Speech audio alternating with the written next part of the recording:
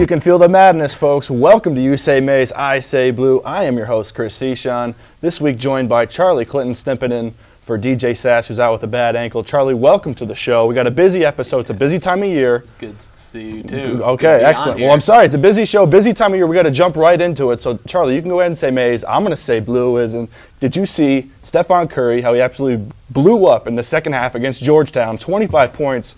Georgetown's out of the tournament, Charlie. Well, you can go ahead and say Blue. I'm going to go say Maize.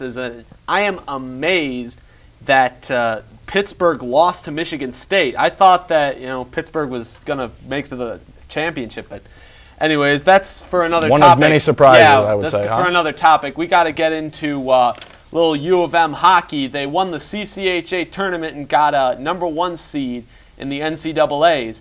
And Cichon, what do you think about, what do you like Michigan's chances of making it to the Frozen Four and possibly a national championship? Well, I think, they got a very favorable draw, Charlie, in this NCAA. I mean, they're going to go to the East. They're not going to go to the Midwest in Madison, where they would have they would have played Wisconsin, who actually made it into the tournament as a 4 seed. That was a crime, by the way. Yeah, which it would have actually. Minnesota State definitely should have gotten in. But Wisconsin, Wisconsin, it would have been tough to play there. Now they're in the East. They start off with a team in Niagara, a team they should be able to beat pretty handily. If Billy Sauer is the key throughout this tournament. But and then they played the winner of Clarkson and St. Cloud State. Two solid, top 10 teams right around there nationally all year. But it seems like an easier road than it would have been if they had to go into the Midwest. So as a fan, and watching this team all year, I think they got a favorable draw. Well, yeah, you're right. They have a much more favorable draw this year than they did in previous years. But at the same time, I think that what the key is here, they don't play North Dakota. Past 2 years, they've played North Dakota, and they got absolutely creamed in both games in the first round. And this year, they play Niagara. I mean, Niagara's a good team, don't get me wrong, but they won the CHA conference, which might not even be around next year. And then in the other 2 games, they might be playing Clarkson, who won the regular season ECAC, but couldn't do anything else in their conference tournament and got knocked out in the first round. And then there's St. Cloud State, and St. Cloud State, we got apparently a big history with them according to MGO blog. It's a really funny story there. You should really check out.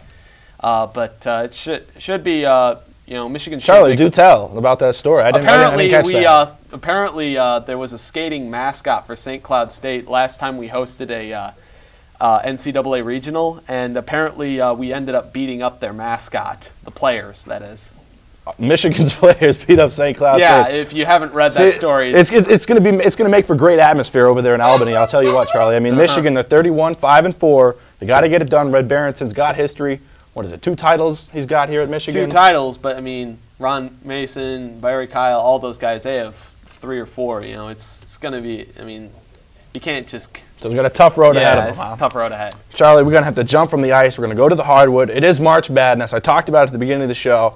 What a tournament has been compared to last year, especially. It was sort of a down year in 07. 08 is right back up there where 06 was. You got the surprise teams, which we'll talk about in the next segment. But I mean, you just got great atmosphere. It seems like you got close games, you got overtimes, you got buzzer beaters. Charlie, what sticks out for you in this tournament? I think that one of the biggest things that sticks out for me is like the Eastern region. Eastern region, the top 4 seeds have all made it to the Sweet 16, which is really surprising. Normally that doesn't happen. Normally there's at least one upset in each region. And while there have been multiple upsets in other regions, that one's just been so predictable. You want to talk about certain locations. How about in Tampa, where they played 4 games? All 4 games, the higher seed won, the 12 and the 13th seed. Well, I believe it was Siena won, Villanova won. Yeah. Well, yeah, the higher seed. Siena was playing Vanderbilt, and Vanderbilt, I think, was a vastly overrated team.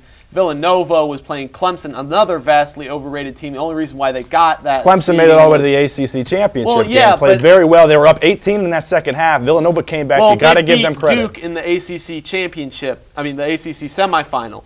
And Duke, I think, was also vastly overrated in their case as well. Duke also not in the tournament anymore. They got knocked off by West Virginia. West Virginia's a very should have been out in the first round potentially too to Belmont. They only won by 1 point. Oh yeah, Belmont should have. If it wasn't for Gerald Henderson's coast-to-coast layup with only a couple seconds left, Duke would have been gone in the first round for 2 straight years. That's never happened for Coach K. So it tells you where they are right now. No inside presence.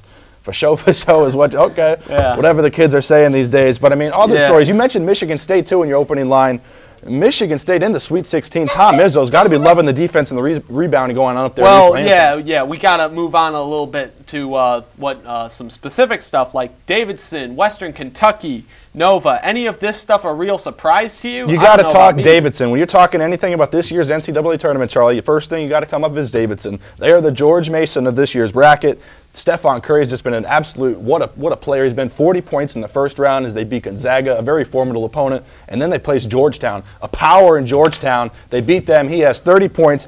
That team, what they did, they came back. They're down 17 in the second half. What an amazing feat they did. Georgetown does not give up leads in the NCAA tournament in the second half. They do not get outplayed with their awesome defense, one of the best defenses in the country this year. And look what happens. Georgetown, they're sitting at home right now. Well, the thing you got to remember with that is, though, Davidson was playing in their own backyard in Raleigh, North Carolina. They played like they're a North Carolina team. Yeah.